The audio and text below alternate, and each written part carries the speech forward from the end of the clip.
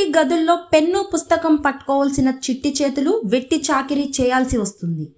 పోనీ ఏదో ఒకరోజు కదా పిల్లలు శ్రమదానం చేశారనుకుంటే పొరపాటే.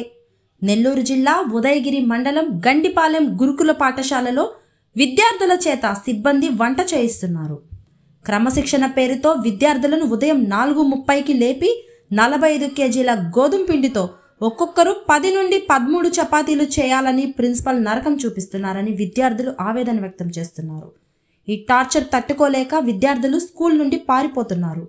విద్యార్థులతో పనులు చేయిస్తున్నారని విద్యార్థుల తల్లిదండ్రులు, విద్యార్థి సంఘాలు ఆక్షేపిస్తున్నారు.